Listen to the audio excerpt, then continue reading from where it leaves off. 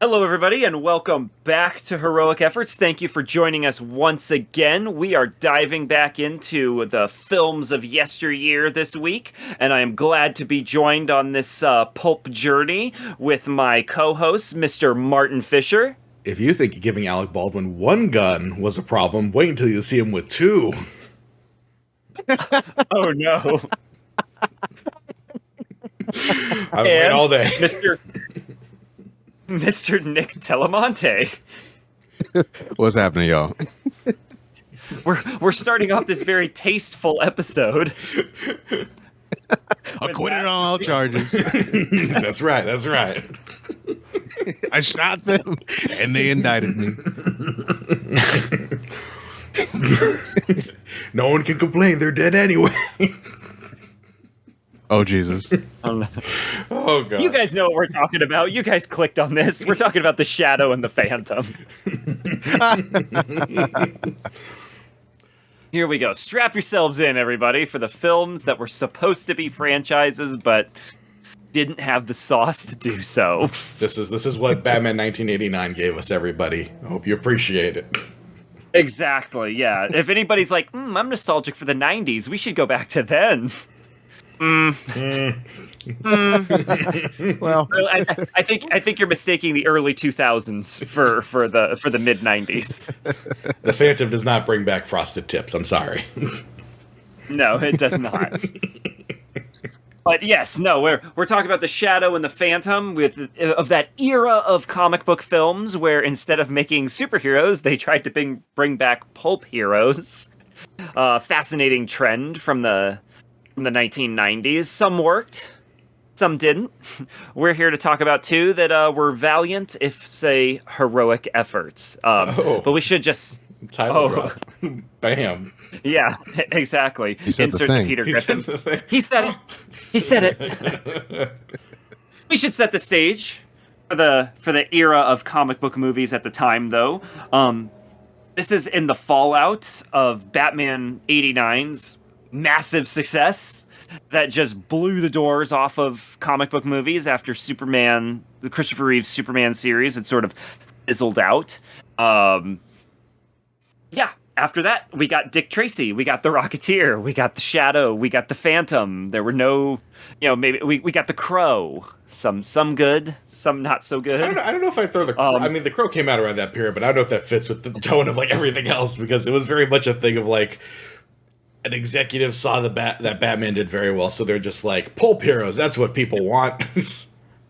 Yes, but the Crow exists because of Batman's success. Yes, yeah, that is It's true. the only reason I threw that in there. But the Crow is closer to like what they should have been doing, as opposed to like Dick Tracy and The Shadow. But it's important to point out that Batman '89 had very strong pulp roots, and I've always made this argument, but people are like, "Oh, Michael Keaton's Batman kills." I'm like, yeah. That's because it's the Purple Gloves, Bill Finger, Detective Comics 27 Batman. There's not really any Batman as we know him in there. Like, it's the aesthetic and the idea, and that's pretty much it. Yeah. So, it had strong pulp roots. So did the Indiana Jones franchise, which had Part 3 released in 1989 as well. So as you can see in the following decade, those two franchises were just ripped off right and left. Yeah, pulp was in the 90s. Everyone just like, buy extra pulp orange juice or else I'm not having it. Insert Tony Soprano. I like the one that says some pulp. That's like the perfect summary of this episode, actually. Yeah. You like it with pulp. I said some pulp. But no, yeah, period set adventure films were being brought back in a big way. It's weird to think because these feel so dusty and crusty and musty and so old and cold and so very full of mold that it's important to remember that these were only 60 years old at the time. So, like, the audience for this was very much still going to see movies. Like, it was very much like grandparents. They were still alive at this point. They were still alive and presumably knew what was happening in film. The generation that got very angry at minorities in the 60s were still out seeing movies at this point, so... Yeah, but it is fair to say that like some of these properties actually did have success. Like The Mummy, by all accounts, has the same building blocks as The Shadow and The Phantom, but it has that secret sauce that just clicks perfectly. It's Mask of Zorro, which I'm sure we'll talk about at some point, has that sauce. Oh yeah. These are it's also important to bring up that the classic monsters were coming back at the same time, like Coppola's Dracula and Branagh's Frankenstein and The Mummy. So like a lot of shit from the 30s through the 50s was being brought back at this time. And I suppose it would be like bringing back franchises from the 70s now. I guess it's not as far off. To Easy Rider 2. Yeah, that is going to happen. That is going to happen at some point. Oh no! Oh god! Easier Rider. Look, Easier Rider. As the whole IP thing is like circling the drain, you're probably not far off on that. Yeah, exactly. Dog Day Morning, the sequel to Dog Day Afternoon. He got his operation. It worked out. I was gonna say, are they bringing it back? Yo, I can't wait for people to be like, yo, they made Dog Day Afternoon woke. What is this? I was gonna say, instead of Midnight Cowboy, it's Morning Cowboy. Jesus. Deer Hunters. Oh, It would just be Deer Hunter. Without the. Oh, you dropped the. Yeah, you Fast and Furious. Yeah. That's right. Exactly. I hate when they do shit like that. Yeah. I hate all of those like naming conventions for fucking sequels and remakes. Yeah. That's what they're going to do when they revive The Shadow. It's going to just be called Shadow. But people will think it's for the hedgehog character. You know what? If it gets a Shadow movie to make $1 billion, why not? Like, I'd be okay with it.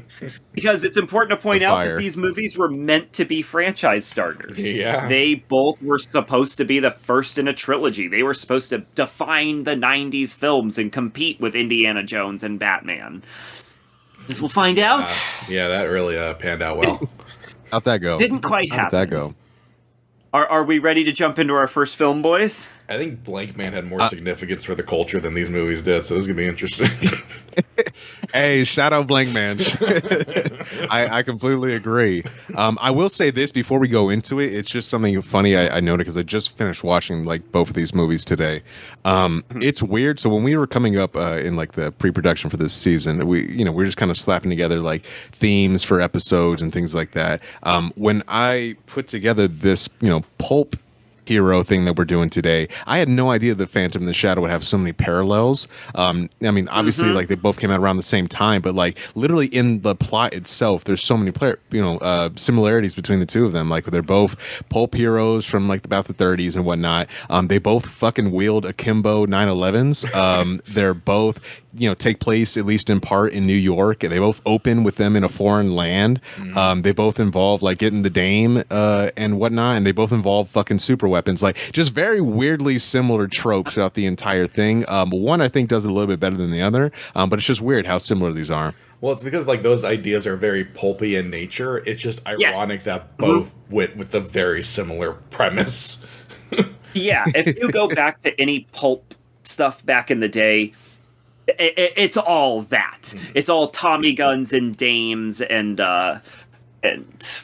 Nazi super weapons. That's every pulp story possible. And I should know, because right off screen right here, I have a framed Shadow radio show vinyl on my wall. A framed vinyl of the original Orson Welles Shadow radio show. Oh my god, I could imagine Orson Welles as the Shadow, but not when he's young, like when he's old and hates the world. So he's just all fucking fat in that trench coat with the big hat on. Oh, the French champagne. Oh, the shadow clouds men's mind. Oh, the Orient. The Orient. Delicious wine. Cloud men's minds like this wine. Darkness clouds men's mind like this wine. Well, we should probably just get into the Shadow. Play a Transformer. Alec Baldwin, John Lone, Penelope Ann Miller, and Tim Curry. Who knows what evil lurks in the hearts of men? The Shadow.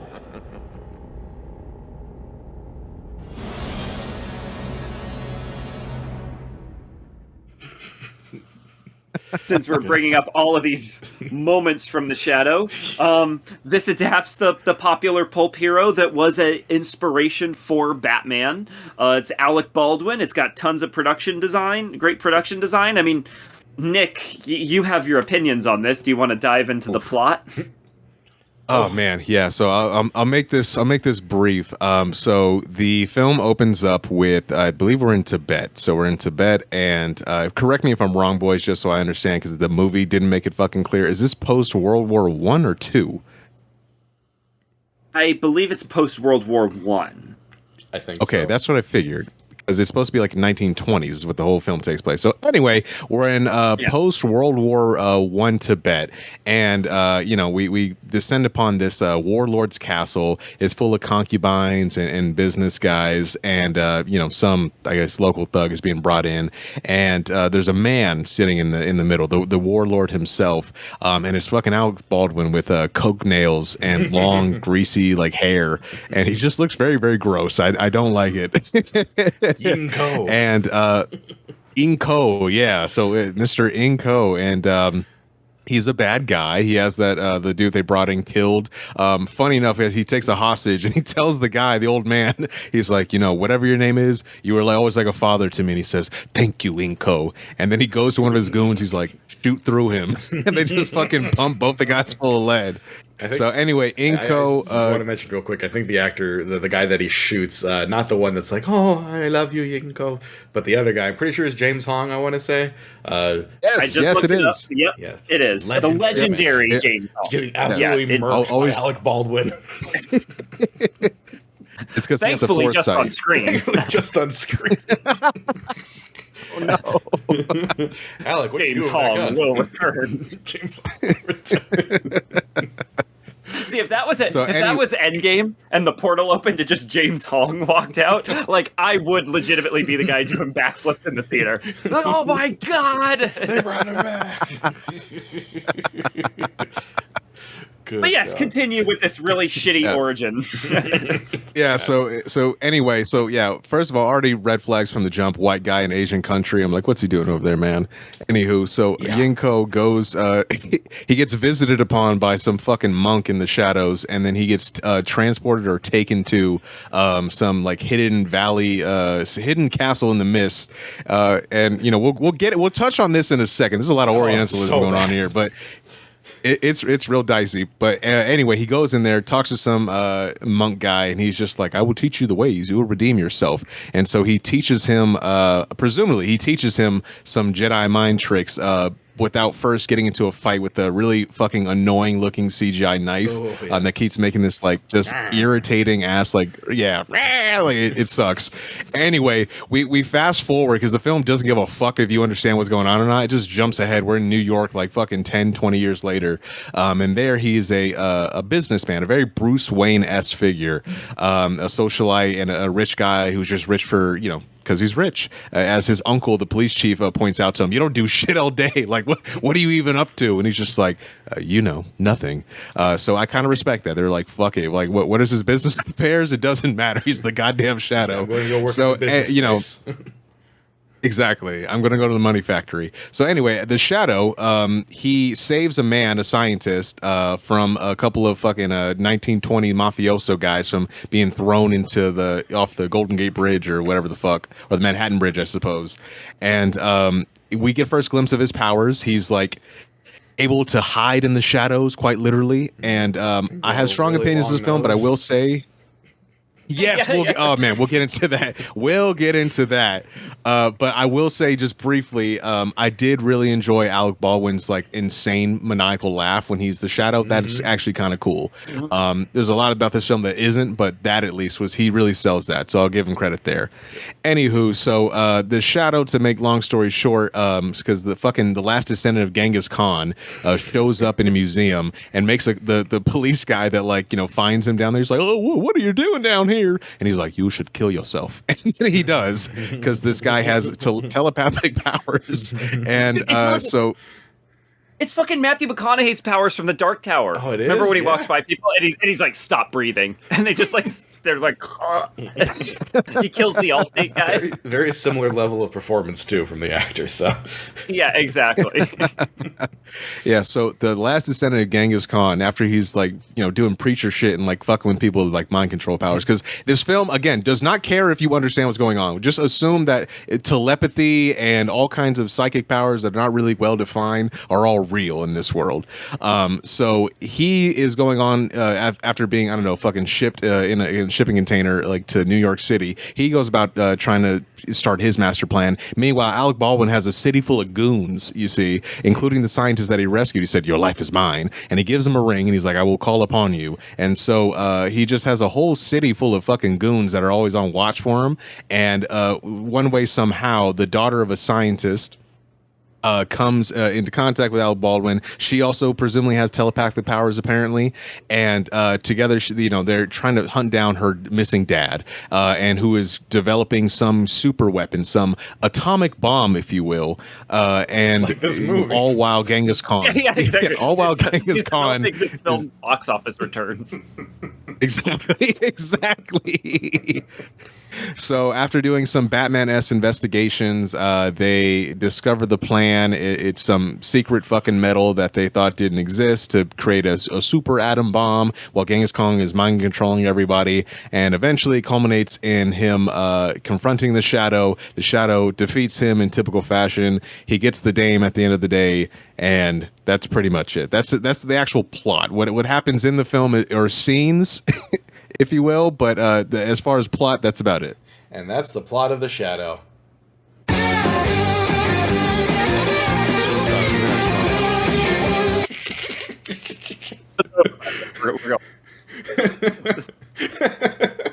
Hope it was exciting for everybody.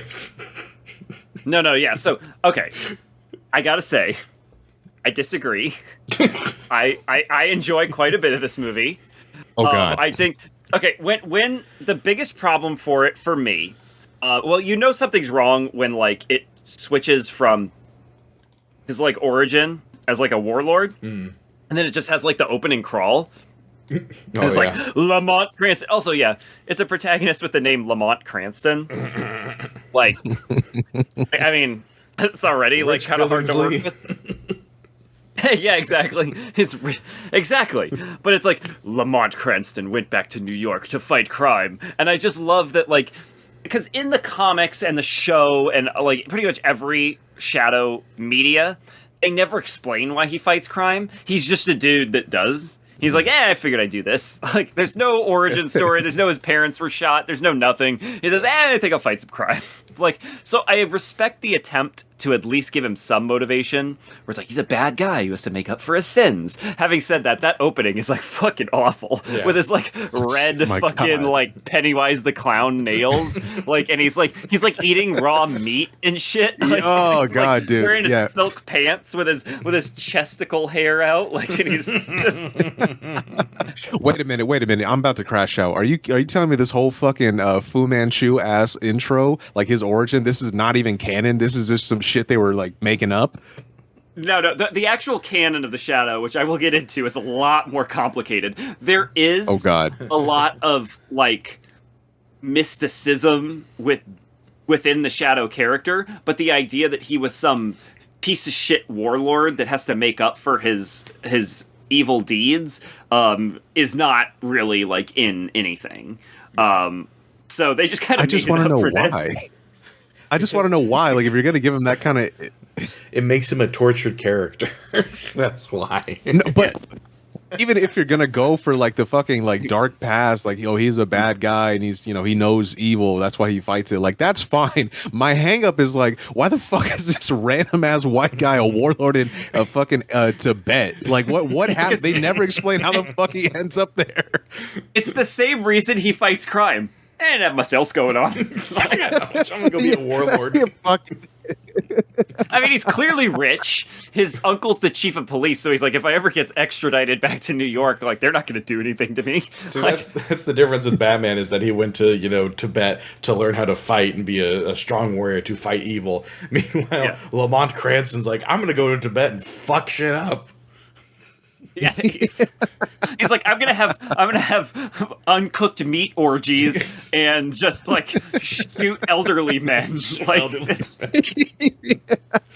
yeah, it's like fucking great. We get like a flashback too, like later in the film we get a flashback and he's just like, his mouth is covered in blood for some reason. He's riding a horse while his like fucking goons are like descending upon a village in Manchuria, and I'm just like, what is happening? What the fuck is going on? Well, you see, the villain of the movie is the descendant of Genghis Khan, and Lamont Cranston is the descendant of John Wayne as Genghis Khan. So that's where the big conflict of the movie comes into play. That's a very good point. And you know what? I think this movie's pretty good up until the villain, which is the descendant of Genghis Khan, shows up. Like, that's pretty much when it drops off. Which is like, isn't he in the first like 10 minutes? Yeah. Yeah, so like 10 minutes into the movie. Well, it doesn't really become like plot relevant until like another fucking 30 minutes passes by, because then you have to like dick around with like Ian McKellen making his like weird experiments and Tim Curry just kind of faffing around for a few hours. Yeah, he goes up to Margot Lane and he's like, "You haven't returned my calls, Miss Margot Lane." Which, I mean, he's perfect for that. He is perfect with his big grin. Yeah, there is a fantastic shot in this movie where, okay, for whatever reason, Tim Curry fights the Shadow in the climax. Yeah, I know exactly what you're talking about. I know from like over his head, and it's like kind of a front view, and it's like his sweaty fucking brow. He's like, it's great. It's fucking awesome.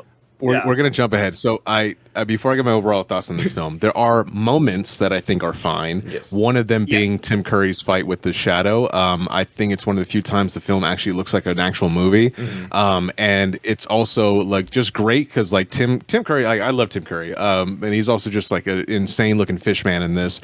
And I really, really appreciate how like sweaty and gross he looks in that scene. And like that shot that Marty's talking about, that like overhead, you see his big old bug eyes like popping out from that angle, and and then for whatever fucking reason, so Tim Curry's attempting to quote unquote fight the Shadow, but fight's not accurate. He shoots in a circle with his Tommy gun, and then the Shadow like, makes it a little darker in the room, like slightly dims the lights, and then Tim Curry's brain just fucking snaps. Like he starts frothing at the mouth, going like just letting Tim Curry just go absolutely off the handle. He's just and then self out the fucking window. Like it's unhinged. It makes no fucking sense. But I'm glad Tim Curry got to be a little fucking freak in it. But that was it. It's awesome. I fucking love it. Like, okay, or when he fights him in that big water tank. And we got it. We gotta start at the beginning. Like I have a few things that I like in this. Oh boy, the opening on the bridge is pretty good. Yes, the opening on the bridge is pretty. I'll give you that. Like it's pretty cliched. Like the villain's name is literally like Duke. Like Duke. I love that part because it's a really great scene. It's really well directed. It's got a lot of mood and I love the part where he points his guns at the guy on the ground, and you think, "Oh no, Alec, not again!" And then he just shoots the concrete off of his feet.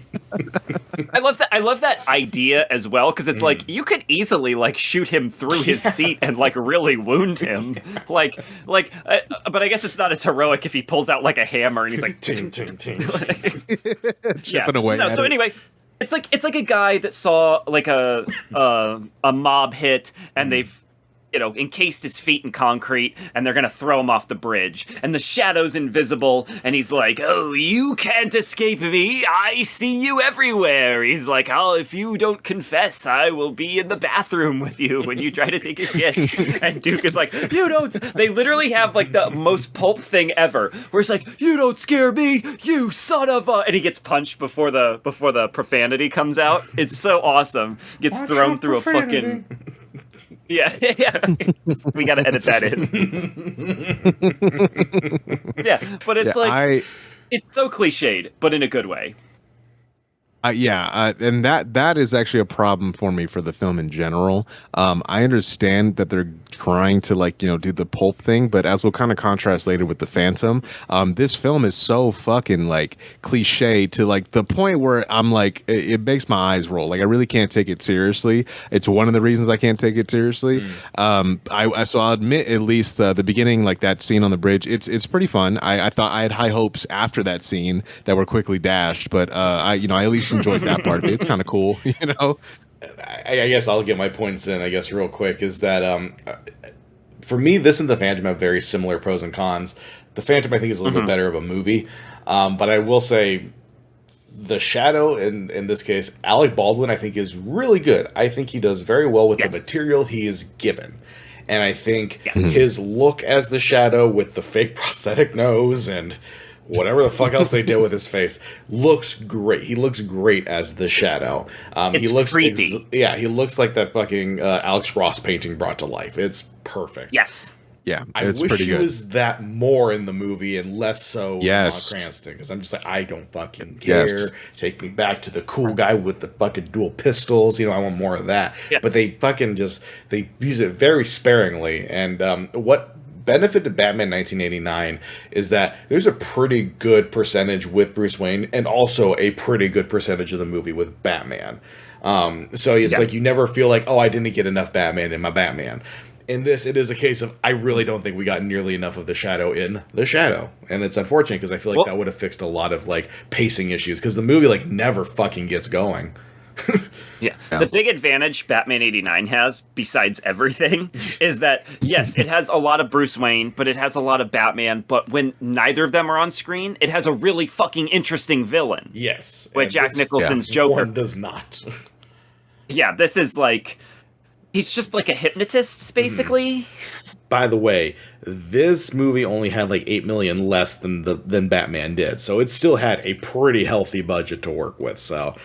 Yeah. Why didn't this work, man? It's by the director of Razorback, which is an awesome Australian fucking giant pig movie with a lot of style. Where did it go? So yeah, I think on paper I should enjoy this film. There are elements of it that I think are at least, again, element-wise, are decent. I like a period piece. I enjoy the design of the character. Some of his powers are kind of cool.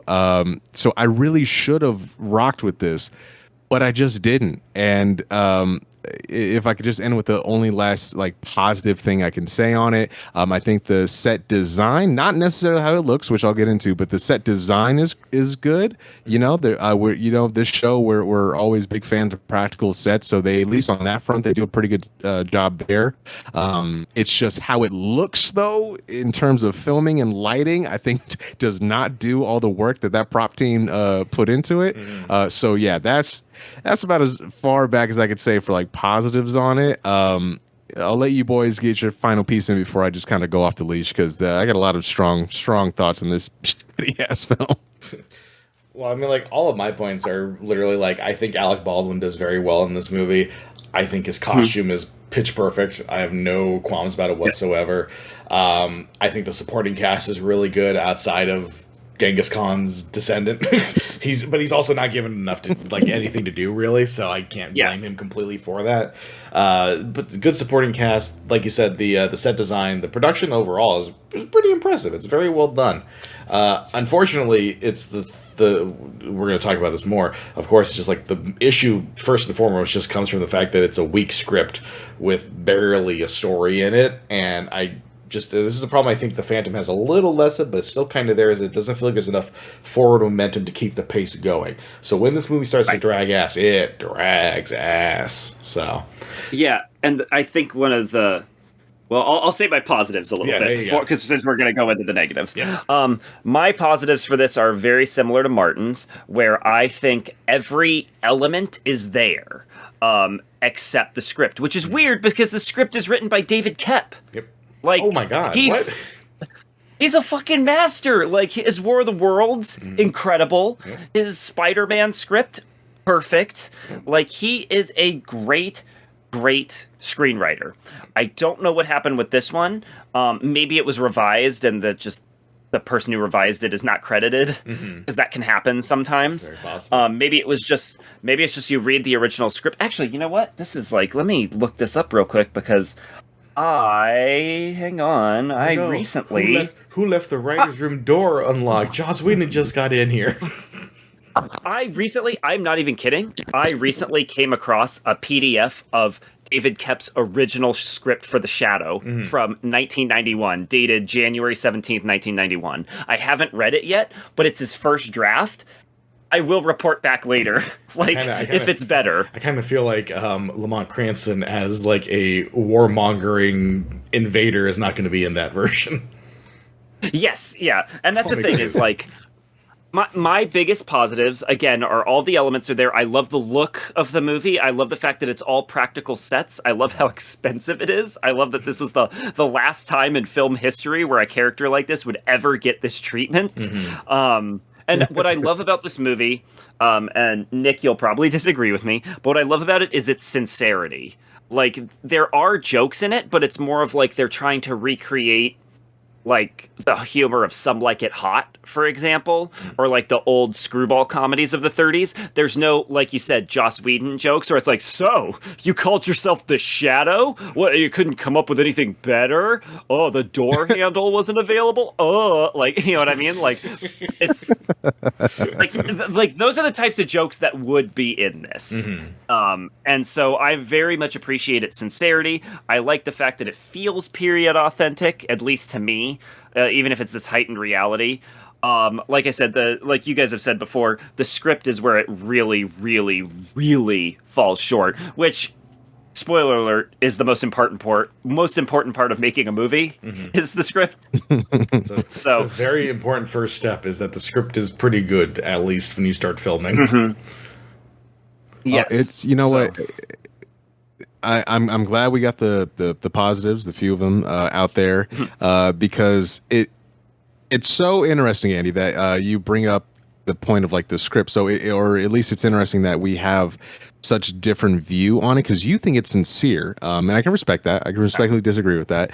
I feel the exact opposite. To me, this feels very Whedon-esque, because there are like it feels like performance-wise across the board, and I think Alec Baldwin does the best of the whole cast, but performance-wise across the board, everyone is doing this fucking hammed up transatlantic, like when you do the, like, you know, when like you're with friends and you do the joke of just like, yeah, see on the radio and the tunes and the show times and here, yeah, like, that like, you know, that insincere and like joking, like half-ass attempt at like transatlantic early 20s 30s like accent. Everyone in this film is doing that, and it, you know, on paper I should be very charmed by that, but in this film I just wasn't. I very much was annoyed by like what everyone was doing with it. To me, at least, this is just a me thing, but like it came across, I was like, what the fuck is happening here? And then there would, at the very end of the movie, there was this, I don't know if they were just fucking exhausted, but the like main girl and her father, they were chasing after the fucking bomb, the atomic bomb, as it's rolling around Looney Tunes style across like this hotel. And they have this whole little bit. Yeah, then they have this whole little fucking bit where they're like chasing the ball, like Scooby-Doo. It's like going in and out of different rooms, and they're chasing it around and going like, oh geez. And then they fucking like get it in the elevator, and then they do a callback to the beginning of the film where her dad is fucking colorblind. And they're like, which wire, the red or the green one? And he almost like snaps it. And then he gives this fucking defeated ass like line where he's just like, oh, I thought it was the red one. And I don't know, there's something about that. I was just like, go fuck yourself. Like it was so like deflated. I was just like, I hated it. I hated everything about it. I was like, who wrote this shit? You know what I mean? And then I will say this as a positive, as I hated most of the writing throughout this entire film, except there would be a few moments. I counted about 3 or 4 of them when the cast would drop this hokum that they were fucking doing with this whole like, hey, you know what, like they dropped that whole bullshit and they would just do like a joke with each other, and I was like, oh, that was funny. That was actually like there's some chemistry there. That was good, and it'd be like 2 lines. But I'm sorry, boys, the film lost me. And they had a literal fucking paperboy come out on set and say, read all about it, extra, madman with the bomb. When they did that shit, I was like, I'm done. I'm finished. I can't there's go two on. reasons there's 2 reasons I'm laughing so hard. It is only through number 1, it is only through his friendship with me and Martin and this show that Nick would have ever watched this film in his life. And number 2, this movie just turned 30 last month. This is a 30-year-old movie. And I love the idea that this 30-year-old movie forgotten, like, didn't accomplish its goals. Like, nobody remembers it. Like, now we have a bunch of guys in their mid-20s recording a podcast, and Nick is like, go fuck yourself to, like, the film. Like, whatever, like, filmmaker, like, whoever thought that, oh, we really fucked up with that. Like, I feel like they're just getting over it now, and they're gonna find this, they're gonna be like, heroic efforts, oh, they'll see the light, and it's like, go fuck yourself! Like, you wasted my time! Yeah, buddy, if whoever made this fucking film ever catch you on the street, man, I'm pulling out the akimbos. I'm pulling out the pearl encrusted akimbos, man. Well, the good news is he's 71. He doesn't work anymore. So I was gonna say no, David. So he can't run. Amazing. Okay. Well, okay. Let's just mention real quick that this is from the director of Razorback, which is a great movie. Highlander 2, not a good movie. And that's about it. Oh, he did Resident Evil Extinction, which is a good one. So the akimbo stay out, what you're telling me. Yes, that's right, yes. But I don't think he's working anymore. I think he's retired. So, but he's from Australia, so he might have a knife on you, I don't know. Or a kangaroo. No. Okay, well, it's a few more points in my book then. Yeah. But yeah, so I will say, like, there's a lot of problems with the film, the script being obviously the chief among them. For me, just to kind of go back to the other point we were talking about with the set design. Again, I think the production on this is great. Like, I think the sets look good, the costumes look good. My problem is that I don't think that the lighting, the way it's literally filmed, so the way it looks on camera to me, it was so jarring. I was like, this looks so flat. Like, this doesn't, none of this looks flattering. It makes it all look very, very cheap. In contrast to like the Phantom, the Shadow looks like a fucking soap opera to me. Like, it didn't feel like a movie. You know, it just, something about it, I was like, why does this look so off to me? And so between that, the aesthetics of it were like not doing it for me at all. And then you pair that with the weak script, I just was not having a good time, man. That's not to speak to all the weird ass choices, like the very, very dicey, like I said, Orientalism going on here. Like, it just a lot of Fu Manchu yellow fever shit happening on here, and I get it, it's of the time, but it was just it didn't help the film. I'll say that. Like, it wasn't like an active thing where I'm just like, oh, this is terrible because of it. It was just kind of like, oh, this is extra weird, like on top of what's going on here. Mm-hmm. Well, you're steering us in an interesting direction, Nick, because you bring up a great point, because this brings over all of the elements of Pulp for good and bad. Because back in the day, Pulp Heroes were just cool designs or concepts that could be plugged into any kind of genre story that they could pump out month after month after month. If you look up how many the Shadow novels that the original writer Walter B. Gibson wrote, it is like, I think the pace was like a novel every 2 weeks he was writing, like a novel's length Shadow story every 2 weeks. But that's because that's what this was. Pulp is called Pulp because it's cheap, literally physically cheap paper and cheap stories that are meant to entertain, get in, get out. You don't have to follow it. There's not a ton to think about. So inherently, it's style over substance. Now, that can work with Pulp if the style is really great, right? But this doesn't have the style to carry not having any characters whatsoever. Yes, and I mean, That's the problem. I get your point when you say, like, yes, this is based on pulp, so because of that, pulp stories tend to not be very impressive. It was very, like, get in, get out, don't overthink it, here we are. Having said that, if you're going to make what is going to be, like, basically one Shadow... I know they talked about a trilogy, but it's like, you should kind of focus on, like, okay, this is the one we're going to get now. Maybe we'll get more later, but this is the one we got now. You have to try and make it a little bit more impressive, you know what I mean? Because it's like, if that Lone Ranger movie that Gore Verbinski did just went fucking just like, fuck it, we'll just kind of half-ass the story part and make the action a little okay, but not great, I wouldn't like it as much as I do, and I think it's a great example of making a pulp hero for the modern day. The Shadow, I think, just it feels too blah. It feels too much like no one really cared enough in the script writing phase, and in the coming up with like a villain even. Because I mean, like, there are great Shadow stories, and I mean, and I know I'm not going to compare this so much because it's an unfair comparison, but I mean, like in the 2000s, there was a really great run on Shadow comics. I'm blanking on the fucking writer. I think it was Garth Ennis, maybe. It was Garth Ennis. It was Garth Ennis. Ooh. Yeah, it was. Really, Nice. Yeah, it was a really good run on the character. And one of my favorite stories on that is that he this is where the Orientalism starts to play into the character a little bit more. Is that he goes after like this guy that I believe is like part of like a Chinese mafia that's like in New York, and eventually comes down the line where he's like, for whatever reason, he can't kill him. Like the guy escapes basically. But he's like, the Shadow's like, I cursed you for the rest of your days, basically, and I promise you will die horrifically. And essentially what happens is the guy gets away, yes, but he has to hide out. So he chooses to hide out in Hiroshima right before the bombs drop. Oh, God. So God. A decade later, it cuts to him with his family and shit, his family that he's raised while he's in hiding. And you just see the bomb drop on him. Holy shit. That's the kind of shit you need. It's like this big splash page of like the bomb going off and the Shadow laughing. Yes, like yes. It's so but like cool. You need something like that, something like big and grand and memorable. You need some kind of twisted, cool shit to make the Shadow a workable character, I think, now. They didn't go for that. And instead they're just like, here's Genghis Khan's magical descendant. Why? Asian. Yeah. It's a very weak villain. Yeah. It's a very weak villain, but also, yes, it has like the atomic bomb in it, but this really should have played into what was going on at the time. Yeah. Like he should have either been fighting like Nazi spies or the mafia. Yeah. Like those are the two things he should have fought. Like this needed a bigger thing than just mystical Asian character.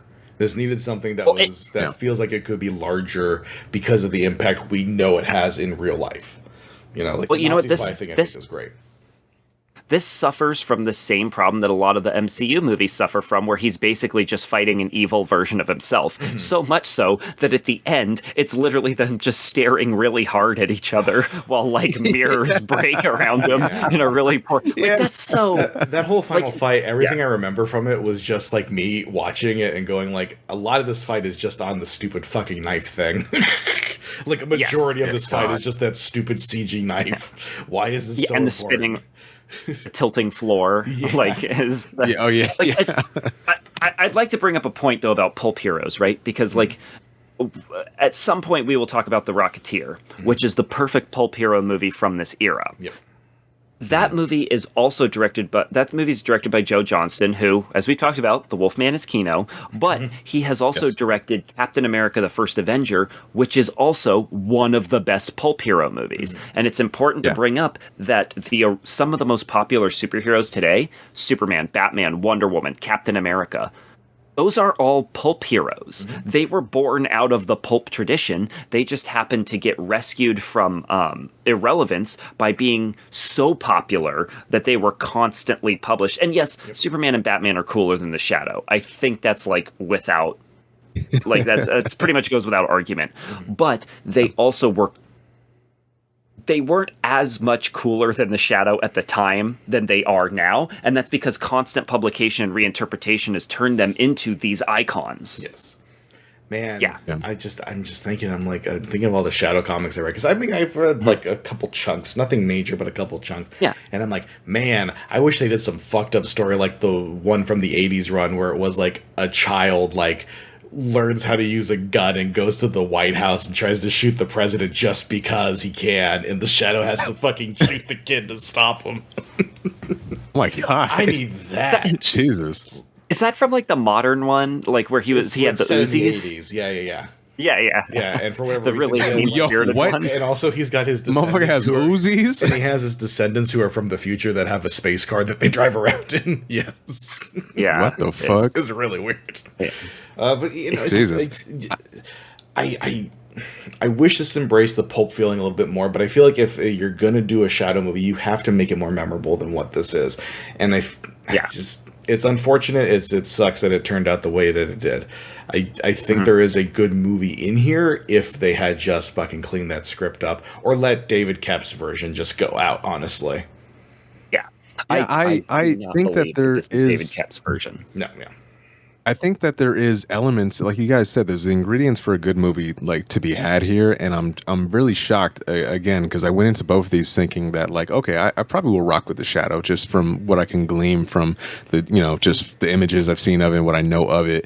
But man, it was such a letdown because it's so fucking just bland, like nothing really like happens, and what does happen is just not all that interesting.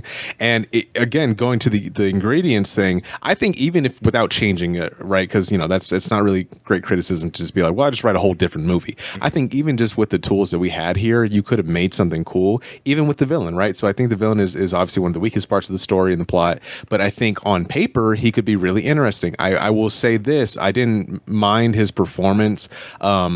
I didn't think it was terrible. It's not great or memorable, but I didn't mind it. And in particular, there's a scene where it's a callback to when they first interact to the Shadow and Genghis Khan's descendant, and he makes a comment about his tie. He says, "Nice tie. Where'd you get it from?" And Alec Baldwin's like, "Oh, East Manhattan Street, or whatever the fuck."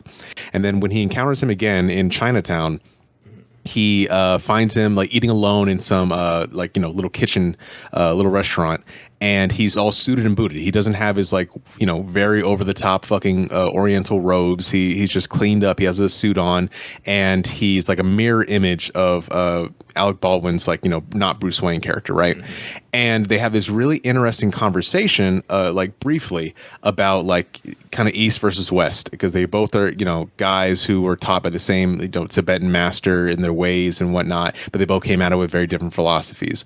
And I think there was a nugget of something interesting there. Like if they would have just drilled in on that for the villain, and because if you're gonna do, like Andy said, if you're gonna do this tried thing of every villain is just like a dark reflection of the main character, if you're gonna do that, then I would wish they would go fully into that, just lean into that and explore that, because I think it would have been a really interesting dynamic. They're both similar in powers, they're both similar in kind of their origin, just from different angles of it. Alec Baldwin being just some Western guy that went over to become a warlord. The descendant Genghis Khan is comes from a long line of warlords, and he admires him for what he did. There were elements there where you could have done something cool, but again, they just fundamentally did not bring any kind of sauce to this film, man. Just think, had this movie come out 20 years earlier during the big martial arts boom in film in the 70s, we would have had at least 20 gong sound effects throughout this movie.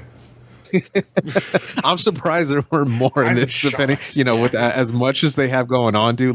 They have literal fucking Mongolian dudes, all of them with Fu Manchus coming out in swords, just walking down fucking Manhattan. If that had come out during I'm that shocked period, they don't have that. If that had come out during that period, you would have had a great fucking action sequence where it's Genghis Khan's descendant versus the Shadow, and they're doing their fucking sick ass martial arts fucking fighting in some dilapidated building or something like that. Because you're what's more important, the fact that we have a big spinning room, or that it's a really cool fight? Yes, exactly.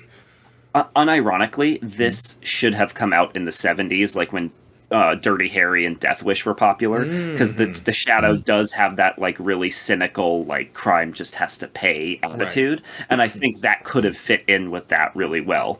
But I'm gonna break your guys' hearts even more. Do you know who wanted to make this but they wouldn't let him? Don't tell me. Nick, do you know? Ooh. Oh God. Sam Raimi. God damn it. God Damn it.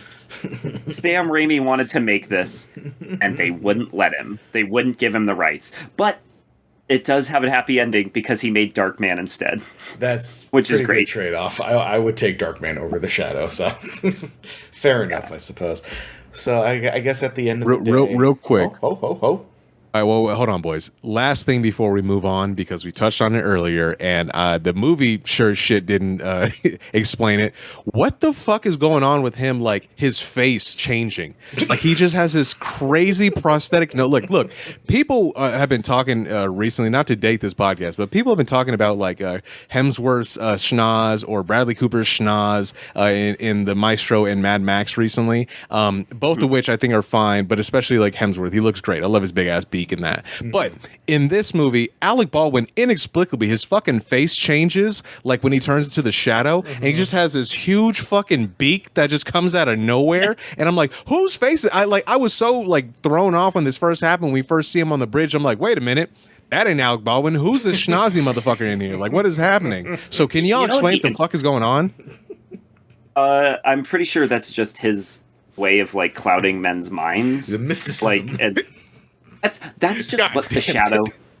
That's just what the Shadow looks like in all the art of the Shadow. That's how the Shadow looks in the comics, and I just assume they're like, okay, well, we can't give Alec Baldwin this giant fucking schnoz throughout the whole movie, so it's just gonna be when he puts the fucking Shadow stuff on.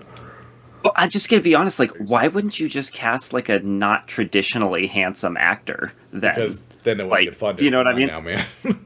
Yeah. You know what would be an interesting spin on this? And I know we've been going kind of long. We still have the Phantom to talk about. Yeah. But you know what'd be kind of an interesting spin is if they didn't have the opening, like where you see Alec Baldwin as the Warlord. Mm-hmm. The first time you see him is as the Shadow in this movie, and his handsome Alec Baldwin face is his illusion that he makes everyone see. Like the Shadow actually is like the kind of ugly looking makeup guy, and like when he goes out as Lamont Cranston, he sort of hypnotizes everybody into thinking he's all handsome like Alec Baldwin. That'd be that would be something. At least give some depth to the character in this movie. So I'm interested. I would like that. Also, I love cutting out that whole fucking opening sequence because it's completely irrelevant, I feel. And I think does more harm to the movie than good. Cut that out. You literally just do a Batman 1989 where you open and your first scene is him taking down a criminal. Yeah, I think that's a brilliant idea. And I completely agree. The intro in this is the original intro with my man just being a white dude over in fucking war-torn Tibet. I'd get rid of all that shit. It was so unnecessary. Didn't need to be in there. Like Marty said, detracts from it because it's a weird contrast to have that opening and then really cut to a legitimate, I think, pretty cool sequence on that bridge. So yeah, there was a good movie in here, folks. But you know, who knows what happened. The Shadow, more like shallow script. I've been waiting to fucking use that one. Somebody kill this guy. Hey, you know what? I'm sure Alec Baldwin's got a gun he can use. Anyway. This is what's become at this point. Yeah, that's what this show is. And by the way, I know we're moving to the Phantom, but if I ever see a Shadow comic or adaptation where they use that idea of the Shadow looking all ugly, and then he's like, I will sue. I promise you. Like, I will. I know I wasn't authorized to do that, but I will come after you. My idea. Like, exactly. I've loved this character since fucking 4th grade. I would just like to point out, I'm like, all in on the Shadow, okay? Like, when this movie came out, it had a giant toy line, like the same size as Batman's, okay? And I had the action figures when I was a kid. Like, and I was born in 97, so it wasn't like I was a kid when they were in Kmart. Like, I sought that shit out at flea markets, at Frank and Sons, and I had... will not be shocked to find out Andy was the kid in 4th grade who loved the Shadow. Yes, exactly. Just look at this shit. I have, fresh in the box, Shadow action figure. And look at all this on the back that they had. They had Ninja Shadow with his shirt off with rapid strike chopping action. There's transforming Lamont Cranston with snap-on shadow armor. Oh god. Is Genghis Khan descended on there? Yes, there's Dr. McQuino. I don't know who that is. With Mason. What the fuck? Shut the hell up! This is not real. Okay, look. Okay, I'm just gonna show you. Look. There's Shiwan Khan with rapid strike chopping action. There's Battle Shiwan Khan, and then there's Mongol Warrior power slice action. They trademarked the power slice action. And then there's also, not only that, there's like vehicles. There's the Shadow Mirage SX vehicle, like his fucking like Rolls Royce or whatever. There's the Shadow Night Mist Cycle, and then there's the Shiwan Khan Serpent Bike, and then there's the Shadow Thunder Cab, which is just a taxi cab with machine guns on it. You know what the fuck? I really don't feel like such a dork now when I was playing with Ninja Turtles as a kid. Yeah, official licensed the Shadow product. Oof. Official license. I want that on a t-shirt. Andy Foreman, official Shadow licensed product. Watch, I'm gonna get sued for that. But no, like I was all in on the Shadow, and the only ironic thing about this is that they wanted this to be as big as Batman, so much so that they gave it a fucking giant ass fucking Kenner toy line. Like insane. That's enough of that.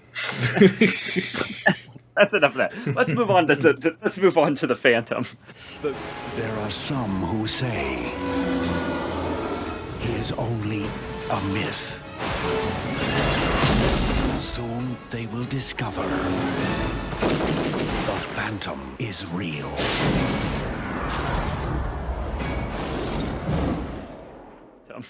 The Ghost Who Walks. The Ghost Who Walks. What a great fucking name. I don't know why I just thought of this right now, but it's like the Ghost Who Sharts. It's incredibly late. The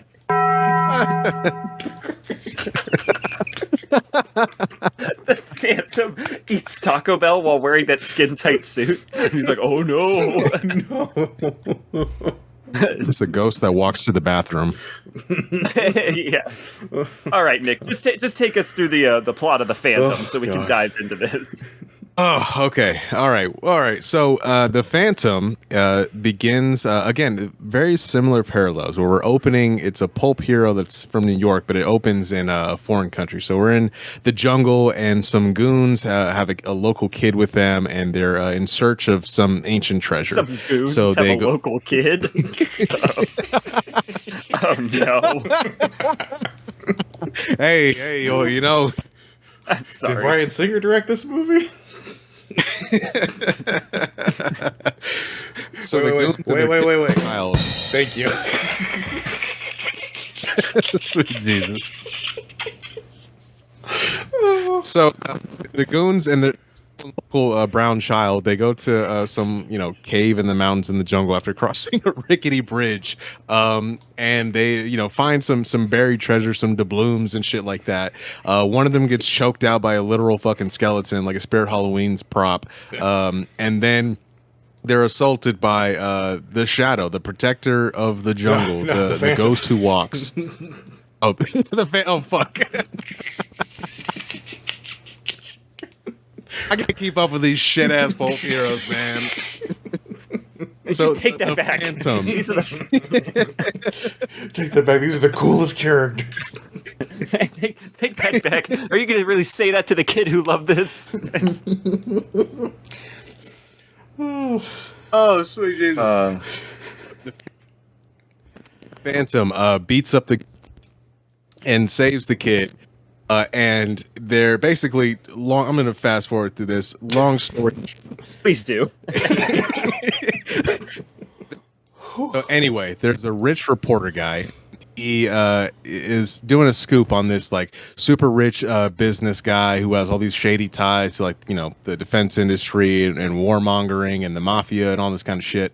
And, you know, he's just like, what is he up to? So he sends his niece over to seek out a man over in some fucking jungle country, because basically the rich guy is in search of these 3 magical skulls, 1 jade, 1 silver, 1 gold. And with the 3 of them together, they'll have unlimited power. Again, much like the Shadow, just kind of an unspecified MacGuffin, some kind of super weapon that is equally as fucking dumb, to be honest, but probably even worse. Because like the atom bomb is like one thing, but these 3 fucking magic skulls that do who knows, it's really pushing it.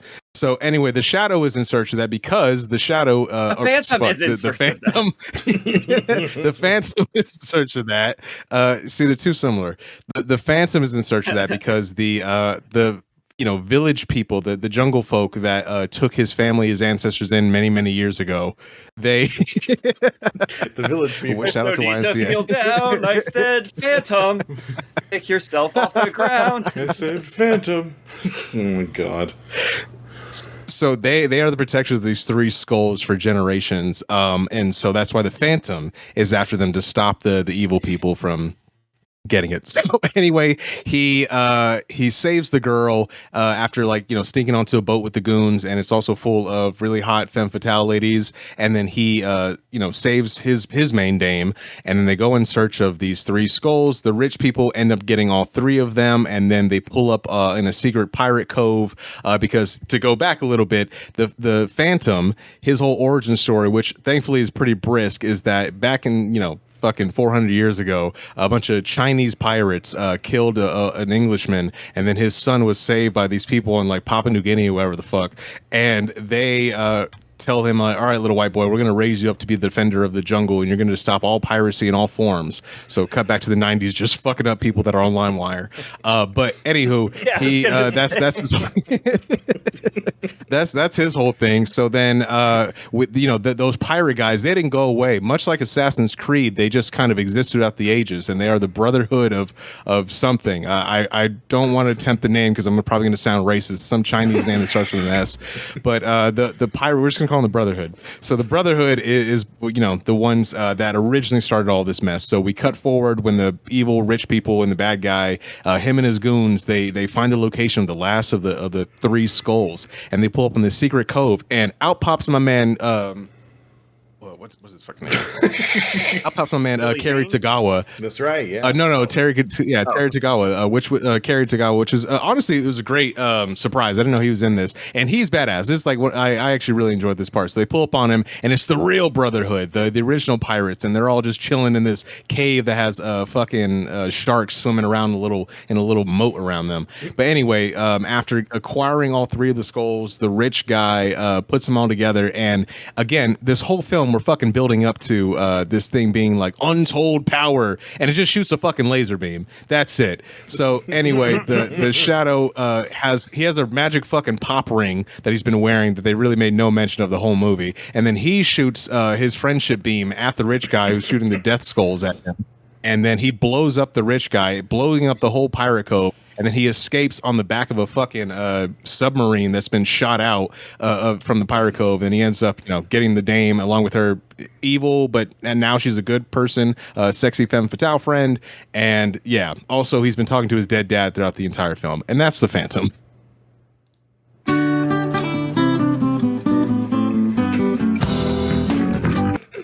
You're welcome.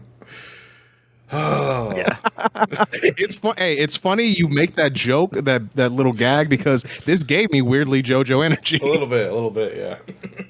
It's funny because, like, as you were describing the beginning of the film, like the plot or whatever, I'm like, you really could have abbreviated that by saying, like, it's the opening of Raiders of the Lost Ark.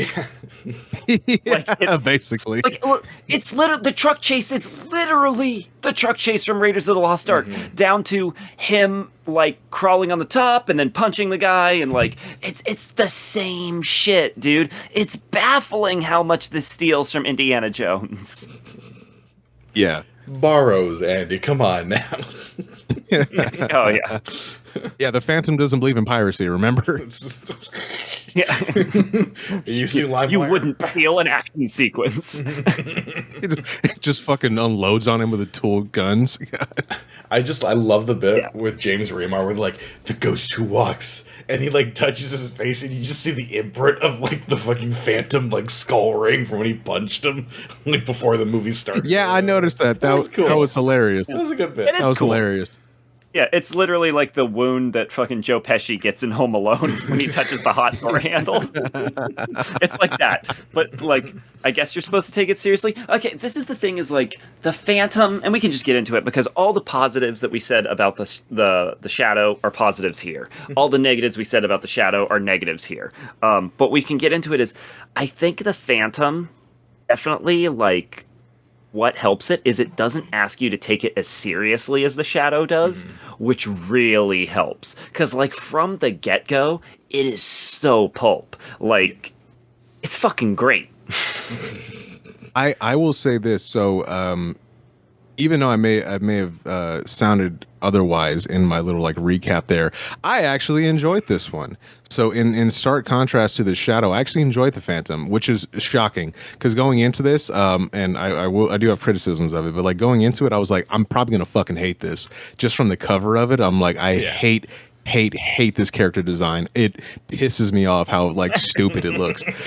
So I went into it thinking this is going to be absolute dog shit. And no, I enjoyed it. It's fun. It's a fun movie. It's a fun little action adventure romp. Like, and it looks like, first of all, what's really helping it is that it actually looks like a movie. In contrast to The Shadow, which again I thought was shot and looks like a fucking soap opera, this actually looks like a real film, like, you know, made for the cinema. So it looks a lot better aesthetically, at least for me.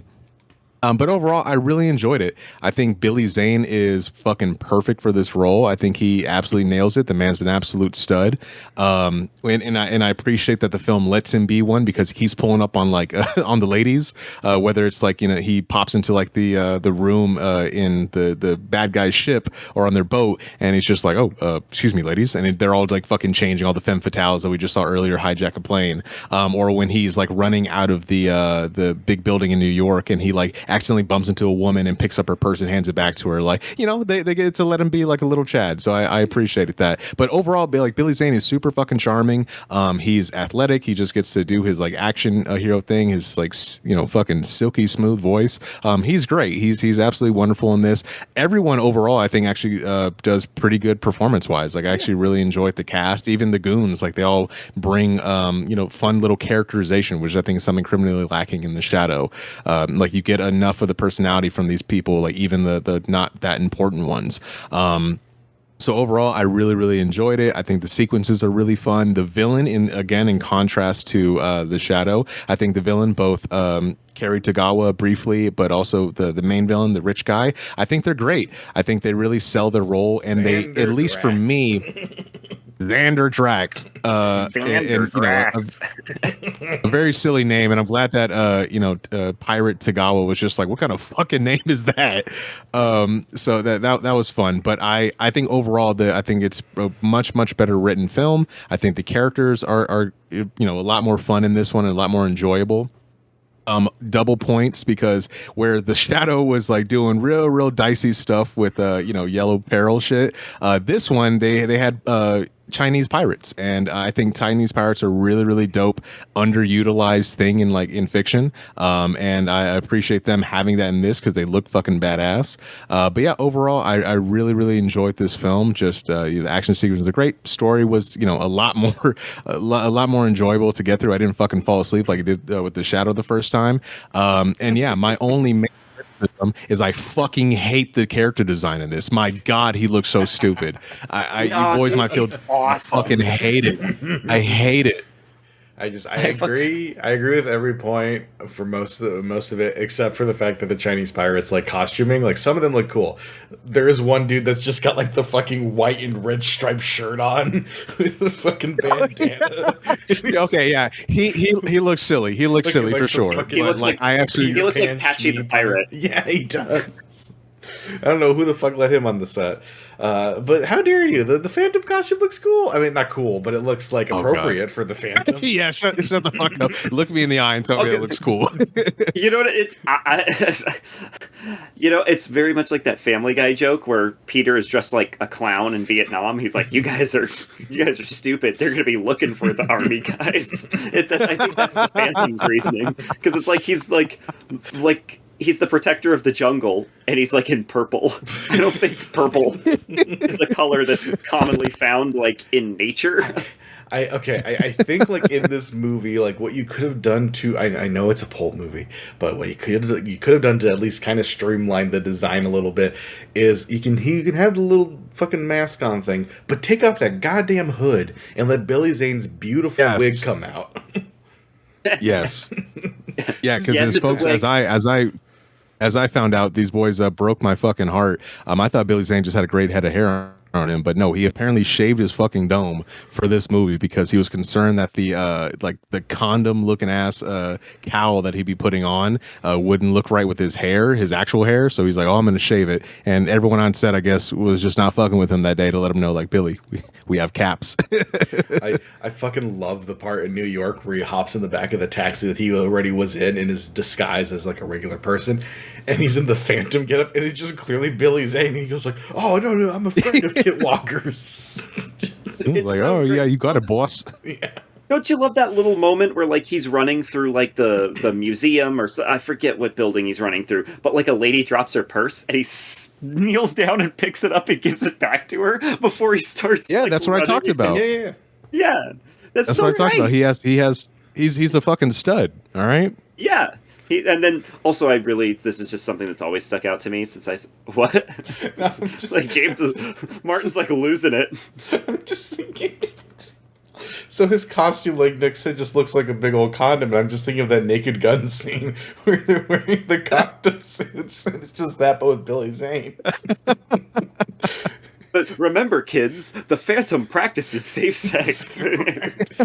You wouldn't have sex unprotected. You wouldn't steal a car. Here's the thing. Okay, look. While I'm giving my piece on like the costume again, it looks bad. Objectively, I'm sorry. It fucking sucks. But I will give props to the costume designer on this film, Marlene Stewart. I will give her props because I was able to actually do some like research on the film, and I like took a deep dive at some of her sketches she did for it, and I noticed it in certain shots in the film when the lighting allows for it. There is some like kind of African patterning that they put on the suit, which I think helps a little bit. It gives it a little bit of texture, figuratively and literally, so it looks a little bit better for that. But just overall design, I can't stand it, man. It's so boring and dumb looking and silly. And like again, like Andy said, he's a protector of the fucking jungle. Why is this guy just like in all purple, just purple fucking tights? It makes no goddamn sense. Is this where we're going to come to the other like pulpy thing of like, the Shadow had the Orientalism and the Phantom has the native tribisms? If you thought this film was getting away from it because I wasn't. Yeah, see, neither of them are getting away from some dicey shit they got going on here. You know what? That's still going on today because Madam Web came out this year. Oh god! Oh yeah, I forgot about those. The spider people things. Yeah, the natives. Yeah, tribes. Oh god! I forgot. Let's just say the 90s Pulp Hero movies are my equivalent of Sony's Marvel Universe, where it's like, I want every single one of them on Steelbook in 4K. I want to collect everything. I love it. Like, I will go to battle for them. Say what great. You will. That Madam Web 4K Steelbook looks great on my shelf. And you know what? I want a Steelbook of the poster of the Phantom where it's Billy Zane punching the camera and it says, "Slam Evil." That's the tagline for the movie is "Slam Evil." Oh my god, it is, and it's in big bold. The text for "Slam Evil" is bigger than the Phantom title card on the poster. People would think that it would be called "Slam Evil." And welcome to the jam. No Space Jam fans? Okay, I see how it is. Not that dedicated to the 90s. No. Oh my god. I love Space Jam. I think the opening of this... Oh, go ahead. Go ahead, Martin. I was just going to say, like, this just continues to confirm my belief that Tarzan was the only good pulp hero. So... I will give you that. I'll give you that. He's total tribalism, but god damn it. There were 50 of these fucking movies. So. Yeah, but they were all made in like 1934. Yeah, that's true. Like, That's true. Right. I was gonna say if Johnny Weissmuller wanted to play the Phantom, I would have been okay with it. Well, don't worry. When they made the Disney one, they made sure to drop all of the black characters and put gorillas in it instead. Totally not weird. Oh God! You've ruined my childhood. Oh God. Anyway, continue talking about this fucking movie, Andy. I know you wanted to. You've been waiting like all fucking year to talk about this. I mean, hey, Nick was the one that suggested the double pairing, though. And look, I want to stress again, I actually enjoyed The Phantom. I thought this was a fun movie. Like It is. We're talking a lot of shit, but like legitimately, I think this was actually a fun time. I actually thoroughly enjoyed myself. I got a few laughs out of it. It was just, it's very derivative, obviously, of the success of like Indiana Jones and whatnot. But it's fine. If you're going to be a knockoff, at least be a fun one, and I think it succeeds on that front. It has sauce. It has like the fundamental difference between this and The Shadow, in my opinion, is that The Phantom has like infinitely more sauce in it. Again, whether it's like characters actually having some personality, whether it's Billy Zane just being like such I think a perfect casting for this. Very athletic too. Like there's some great stunts in this, I think. And also like just to, I'll let Andy speak his piece, but like going back to the sincerity of like the script and the characters, I think an interesting parallel or contrast rather between the two of them would be like the taxi guy. So in each film, both of our protagonists have their own taxi goon. They have their own guy who is like their main taxi guy that they call upon and they need. In The Shadow, it's Mo. In The Phantom, it's Al.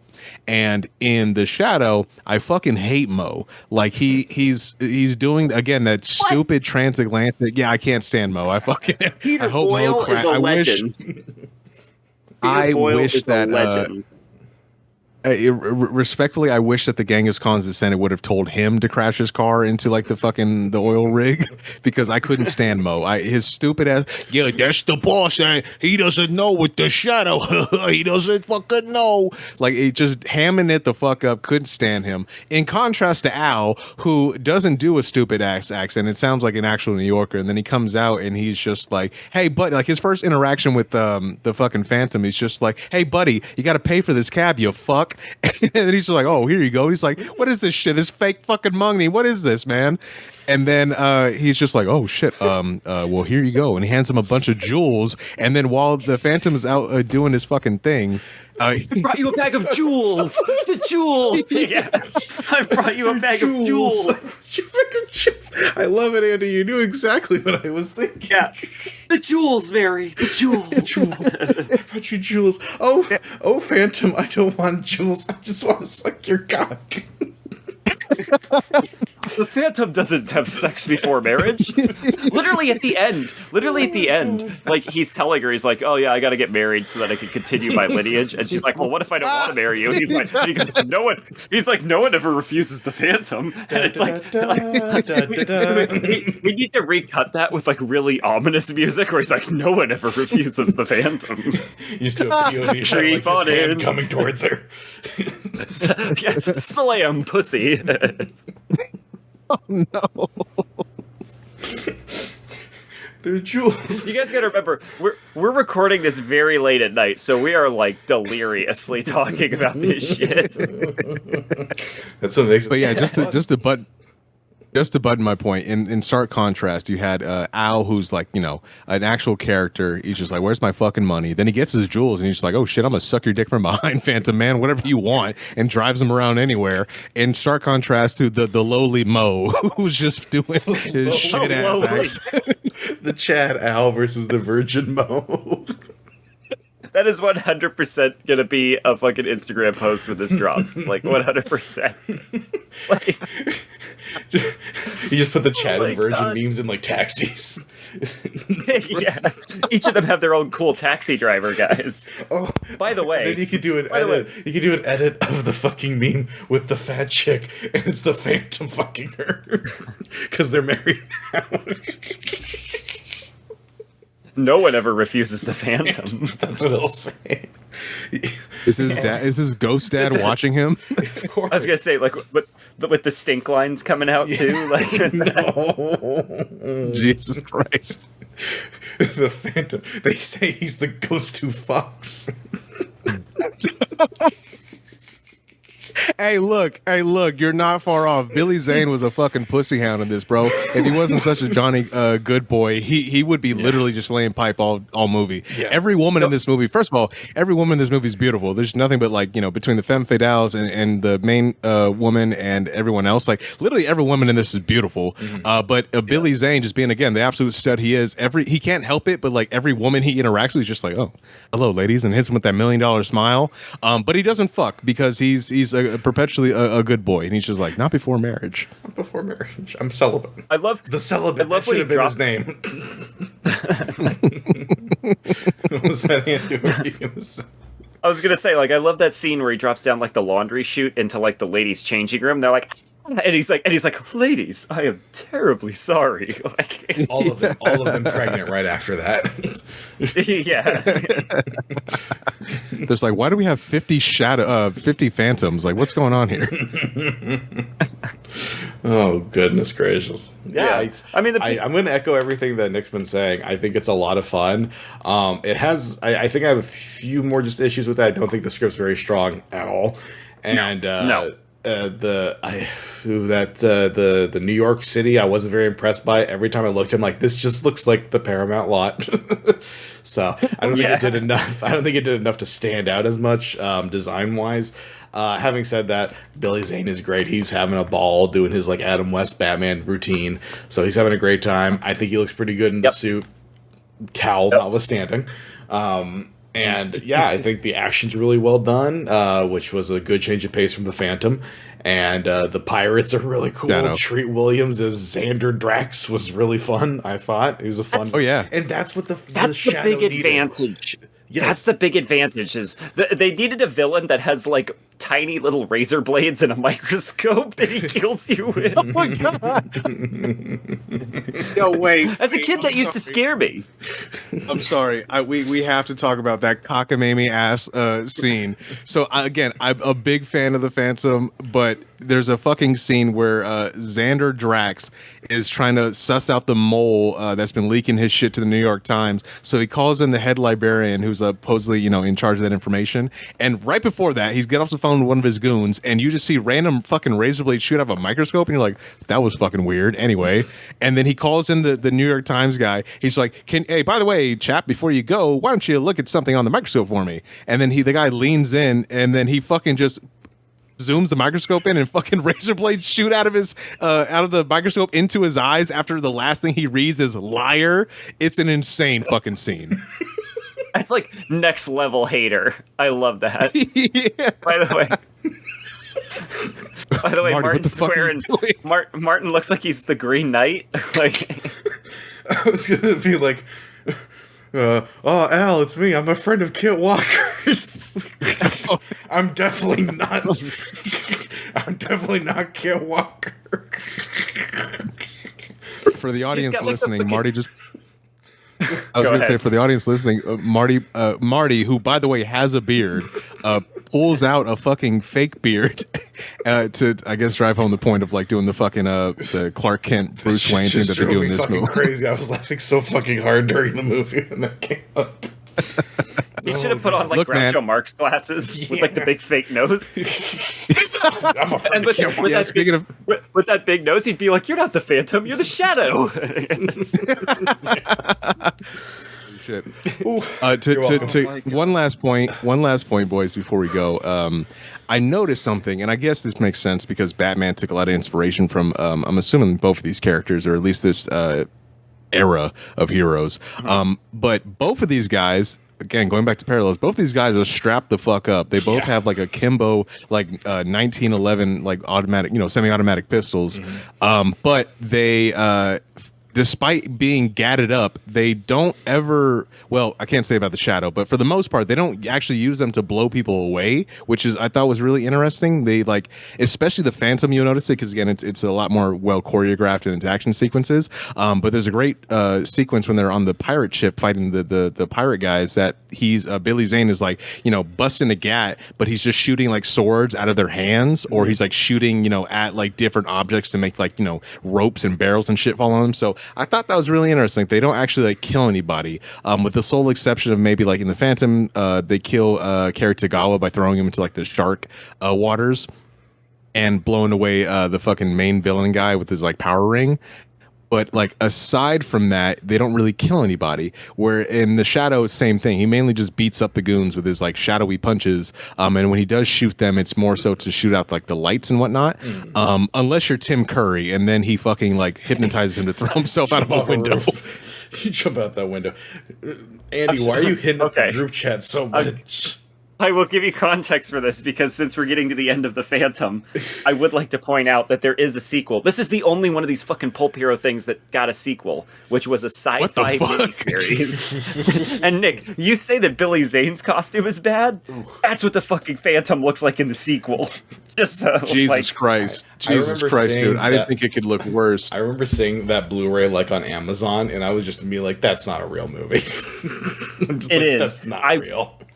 I watched the whole fucking thing, all 4 hours of this miniseries in one sitting. It's a miniseries? Because I was the fucking kid that had the Shadow action figures. Like, of course I watched this when it came out. Of course he fucking watched it. He saw the fucking promo. He's like, "Oh my god, the Phantom!" I really was. I was like, "The Phantom! Mom, I gotta record this." Delete some American Idol so we have some DVR space for the Phantom. For my 4-hour The Phantom limited series on Sci-Fi Network. Oh, and I would like to point out, I do own it because I found it on DVD at Dollar Tree. Of course. Yeah. Fucking A, Andy. I love the way you said. I love your reaction to seeing that at the Dollar Tree. You sound like a fucking goon when they see Batman. You're like, "Oh, it's the Phantom!" You're just fucking creaming yourself over this dog shit Blu-ray. No, I was not creaming myself. I was just like, "Holy shit!" Like the fucking. I will never watch this again. But for $1, I can own every Phantom movie. Like all 2 of them. Well, no, I still don't own. I still don't own the film serial from the 40s. Aww. That where the Phantom is played by the same guy that played Captain Marvel in the Shazam serial. Until then, that is complete. Yeah, Tom Tyler. Yeah, that is your last of the three skulls. That's the last 3 of the 3 skulls you need, Andy. I know. And you know what? When I get it, I'm gonna fucking be incinerated like Treat Williams in this. I'm just gonna be like, unbelievable. And just that was great. Blown up. That was great. And like a fucking fiery fart of Pulp Hero goodness. By the way, I would just like to point out, someday, oh no, I will make a sit through the entire Sci-Fi Phantom series for a 4-hour commentary. I might become a Phantom because I'm going to blow my fucking head off. Yeah, no, I would never do that to us. Nick will become a real ghost. We'll never hear from him again. Yeah, the ghost who walks out of this friendship and never comes back. No, I'd become the Shadow. I would just mark you both for death after that. Oh man, it's too easy to make another Alec Baldwin gun joke. I'm not gonna do it. Oh no, please don't. What are you doing with that gun, Nick? Oh my god! God damn it! And then he could be like the guy in Daredevil. Didn't you hear? I was acquitted. Not by me. I'm gonna have like my camera pointed up, like, "Okay, Nick, we're gonna film this scene now. Don't point it at me, please." Yeah, that's Nick. Not by me. And he like holds up the Phantom Dollar Tree DVD.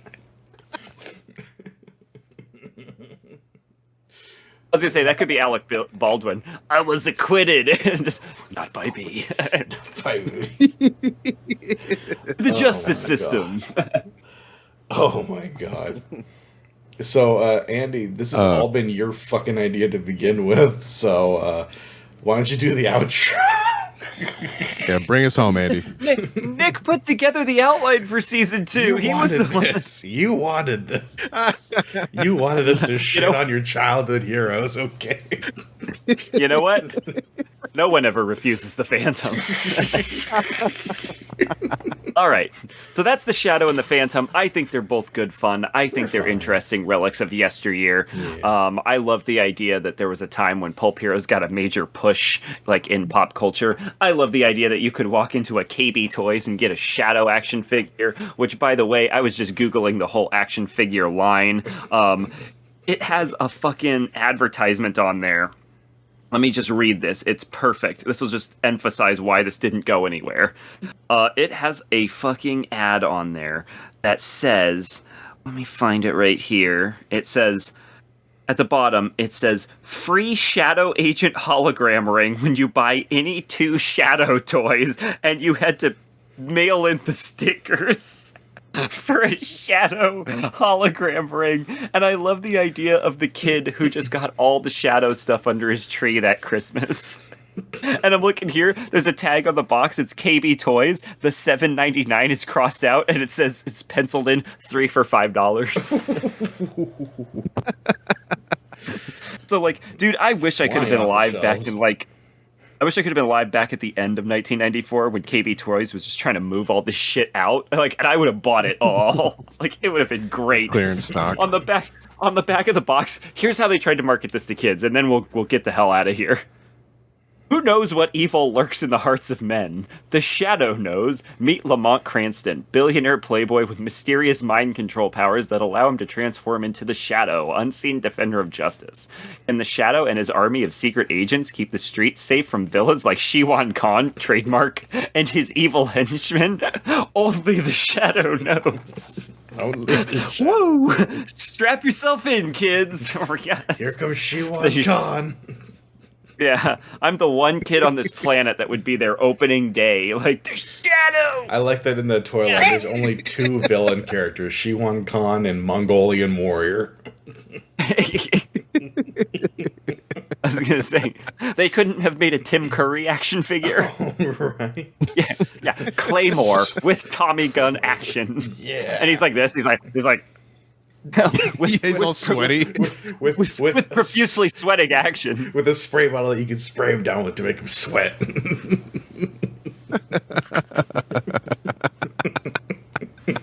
Oh, they should have made a James Hong action figure. It's like with bullet riddled action. You press the button, he goes, ah! Yeah, I was gonna say, because like you see back here, it's like Ninja Shadow, and he's got his shirt off and everything. So I think that's supposed to be like Lamont Cranston before he becomes the Shadow. But I wish they would have just gone. I wish they would have gone full like Warlord Lamont Cranston with his like with chest hair action. Oh. And his fucking coke nails. Yeah. So I've made it my mission as a collector to find that toy Shadow ring. He looks like fucking Danzig. I just realized that. Like that's why he looks so gross in this. He looks like fucking Danzig. He looks like boyfriend material. Is what he looks like.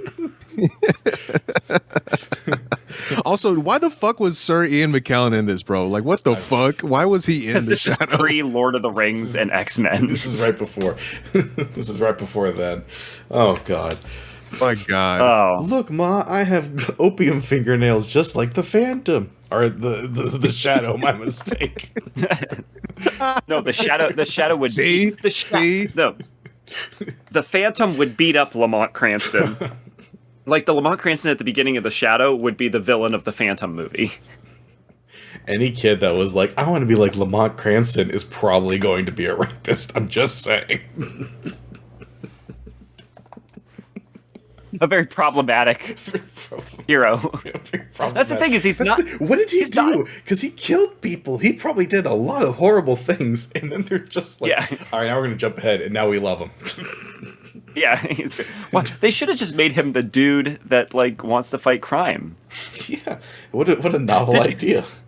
Did you know that in the original Shadow canon, there's two different nicknames? There's two different alter egos. There's Lamont Cranston and Kent Allard, and Kent Allard is like some mystical guy who comes back from like, from being a warlord or whatever. He comes back from war, and he like finds Lamont Cranston, and when Lamont Cranston goes, like, he looks just like him, and so when Lamont Cranston goes on vacation, he pretends to be Lamont Cranston. It's so convoluted. What the fuck is the point of there being two? And it's not even like Lamont Cranston dies and he like assumes his identity. Like, so he's like, oh, he could be a playboy or whatever. It's like, no, it's just like when he goes to like the Bahamas, he's like, I'm gonna live in his house. I'm gonna shit in his toilet. I'm gonna fuck his wife. Cranston, oh my god, this is Lamont Cranston, Todd McFarlane. See, I love The Shadow when there was only one fantastic thing in it, and then you brought in the other Shadow, and you ruined it. He's gonna make a reboot called King Shadow. Everyone knows you don't say no to the Phantom. Yeah. What the Phantom wants, the Phantom gets. And now The Shadow. So turn off your lights. I didn't know Stan Lee was the Shadow. So if you had to choose between a slow, searing ride on Satan's Carousel or watching helplessly by as Kent Allard got it on with your lover, what would you choose? All right, I'm done, boys. Let's get the fuck out of here. Anyway, I really can't. Thank you all so much. Thank you all so much for joining us on another episode of Heroic Efforts. We hope you stick with us next time when we actually continue the Pulp Hero films. I promise it's going to be a more serious discussion next time because we actually have at least one good film that we're going to talk about next in that lineup. As always, you can find us at No More Talking Productions on the socials. Ben, you can find Andy at @the_super guy on Twitter and Instagram, where I post about The Shadow regularly. It's true. And you can find Marty at Only McFisherman on Twitter. And you can find me at Monte Nix and Nick Talamante on Instagram and Twitter, respectively. And with that, folks, we hope you guys enjoyed. Tune in next time for more Heroic Efforts.